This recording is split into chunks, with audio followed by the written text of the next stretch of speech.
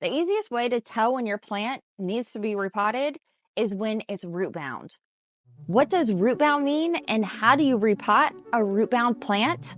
Let's go over the appearances of what root bound looks like. Then I will show you how to repot it. Okay? Okay. Now, root bound means that there is essentially no more room in the pot for the plant to grow roots. This is a bit of an extreme case, but you see how there is more roots than soil in this pot and it is coming out of the top? This is one example. We're going to repot this here in a minute, but let me show you a few other examples. I probably should have did something with some of these leaves. Here's another very different example. As you can see, there are tons of roots coming out of the bottom of the pot, and there are a lot of roots on the side here as well, where my thumb is, if you can see that. Ooh. If this was not in a clear pot, I may have overlooked this, but this one is in need of an emergency repot, like right now. If you look at the top, you don't see any roots. If you look at the bottom, it is barely coming out. But if you look at the side, there are roots on top of roots. This plant is strangling itself. What that means is that this plant is not uptaking nutrients and water the way it should, and it can eventually kill off its own roots and then would have root rot. So this has to be repotted tonight. And you can see something is kind of wrong with it by the leaves. Let's repot some of these and I'm going to show you how it's done. Can you see me? Before you start repotting plants, you want to make sure that they are thoroughly watered. You really want to do this at least a few hours before. I did this yesterday, but this plant was already completely dry, so I did it a few hours ago. Why you want to do this is for two reasons. One, you want your plant fully hydrated and the roots fully hydrated so they don't break, but also when the soil is moist, it's much easier to work with. So now that this is fully watered, let's get this pot off and check out the roots. I have a feeling we're gonna have to cut this pot off. Holy crap, that is insane. Now we want to assess the roots. Wow. Sometimes you'll need to unravel the roots a little bit, like in the last plant I showed you. For this plant, we're not. Even though it is pretty rooted, it doesn't seem like it is suffocating itself anywhere.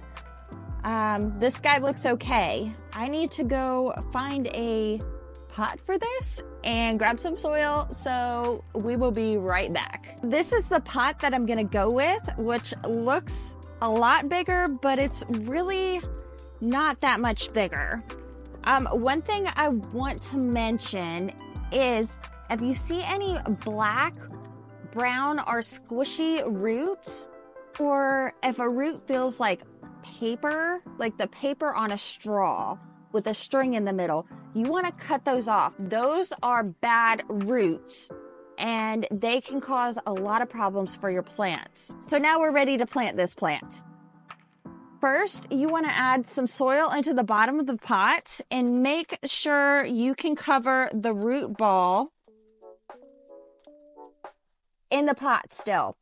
The reason you put the soil in the bottom of the pot is because you don't want the roots to immediately crawl out the bottom. So I've got a little bit of soil, enough soil to put the root ball at the top of the pot, but also still cover it. I picked the wrong plant for this. Okay, now that we have our plant in, you want to make sure that it is upright and then just pour your soil in the pot. And make sure you are holding your plant upright. You don't want it to be sideways. And I'm using my own soil that I mix myself, but you can use whatever soil you want. Just remember what I said earlier in the video about soil. I probably should have tried to put this a little bit more in the middle of the pot. We've got it kind of off to one side a little bit. I also tend to make a mess, so I like to try to repot in a seedling tray, a box, a pot repotting mat, something like that. My repotting mat is currently very dirty, so we're using a seedling tray. As you're adding soil, you want to lightly pack it in. Not too much, but you want to make sure there's not a bunch of air pockets in the soil.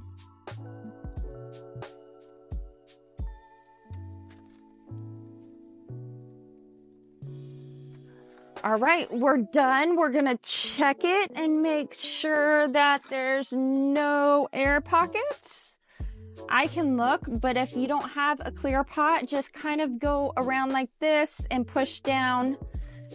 You can also shimmy it a little bit and squeeze the pot. If you're not using terracotta or some kind of pot like that, as you see, this side went down a little bit, which means there was an air hole.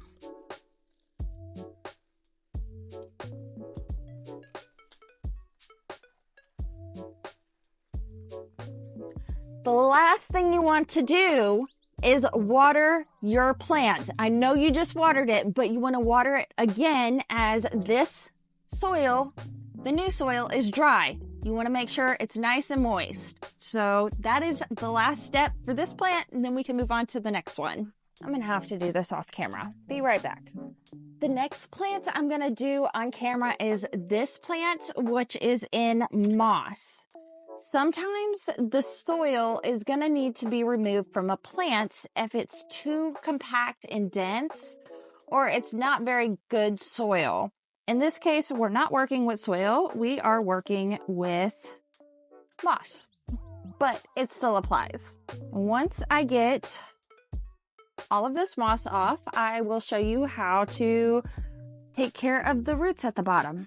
Do you see these stringy pieces in comparison to these healthy looking roots down here? This is dead roots, so it looks like it's already been in the process of trying to kill itself. We want to make sure that we remove all of those dead roots. We don't want that taking up space. If this was soil, I could use the sprayer nozzle on my hose and just spray it all out, and it would be much, much easier. But because this is moss, it kind of sticks, and I have to pick it out by hand.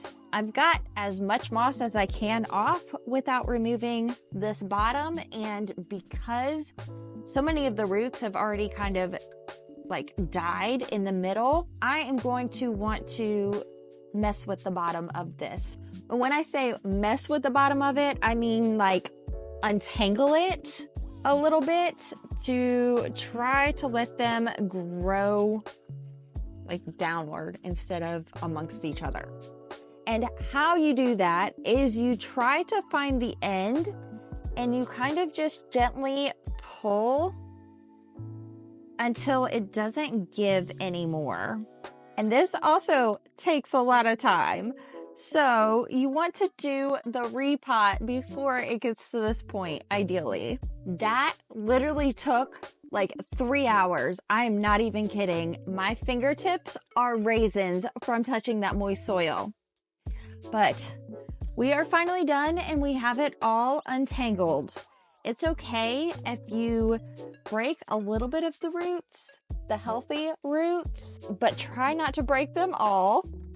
I got pretty much all the moss off, and now we are going to put it in soil.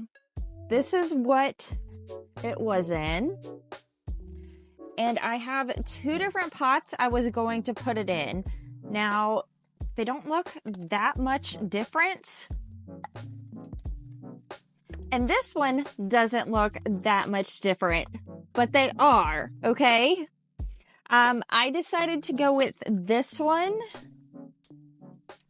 even though